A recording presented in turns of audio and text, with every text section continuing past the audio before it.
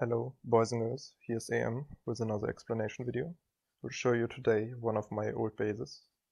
It works still very well, even against the new Z meter. Yeah, and let's start.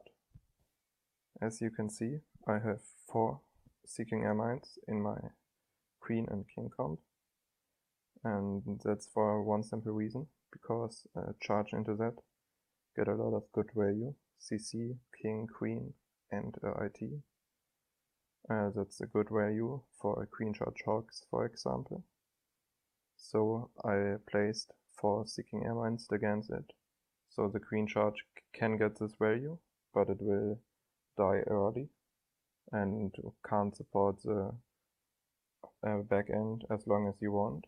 So this attack will probably fail. The queen charge into the king and queen comp gets a lot of good value, especially for a queen charge or chaos hogs. So I placed every spring trap away from this entry, so a queen charge can't get this springs. Yeah, I used diagonal springs or sweeper springs because they're working beautiful against hogs or miners. That's very important. And the other springs are moved one tile to the right because there's a mortar and it influences the pathing of the hogs. So the hogs will more likely fall into this trap, and I will get more hogs with one spring trap.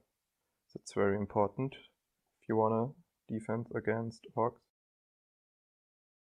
I have all my giant bombs in the back end to force more heals than the attacker bring in the attack, because the queen king comp forces 2 or 3 wages, and the attacker only have 3 or 2 heals in the back end.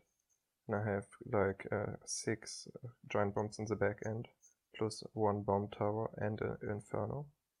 So that's too much damage for a hawk attack, so it probably fail. I have 3 ground skellies in this base, because the attacker will most likely hog it. If you wanna queen charge or chaos it, a hog attack is always a good option if you don't know the traps. So I have 3 ground skellies separated from each other, and the attacker can't poison them together. That's constant DPS on the hogs, and more of them will die. The red air bombs are away from the best queen charge entry and baited queen charge entry, because queen charge Lalo would work very well from it, and I want to make it a lot more difficult.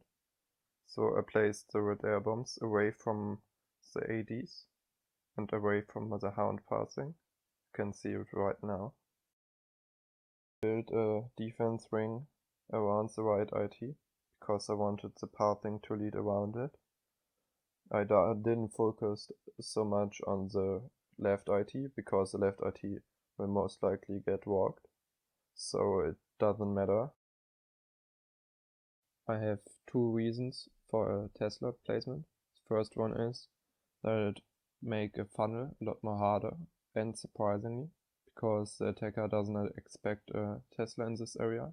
It thinks you can use a minion to funnel because there's no air coverage. This Tesla will mess up your funnel.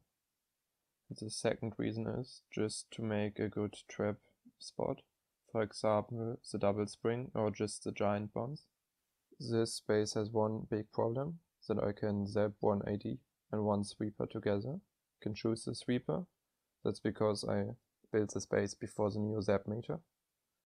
So why does this space still defend a drag attack? That's for one simple reason, because I have a lot of storages inside the base.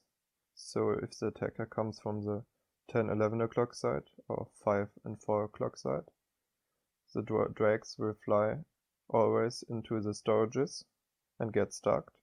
So the X-bows and every other defense can make a lot more damage on the drags. And it also leads away from the second IT, depends on the entry. So the IT will stand longer, and can make more damage on the drags, so the drag attack will most likely fail. The 7-8 o'clock side isn't good for a drag entry, because the IT island lets the drag split, so the attacker can't predict where the drags will go, and this is not good for the attacker, because you always want to control the drags and want to know where the drags will fly. This forces the attacker into another entry, because this is obviously not good.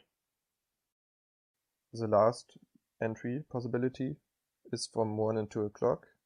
The drags will fly directly into the storages, which slows them a lot down, and the CC will come out, so the drags will get stuck in there, and the expose can make a lot of damage. And the other thing is that the drags have a wide pathing, so they will split a lot and will be separated from each other into small groups and can't get enough power to get through the base. The last good point about this thing is that you have a lot of archer towers in the back end. They're just like an archer tower kill zone, but very spread out. And they will make a lot of damage on the dragons. So the drags in the back end will slowly die out. Okay, thank you for listening. That was my second explanation video. I hope it could help you. And let me know what you want to see next. And have a nice day and bye.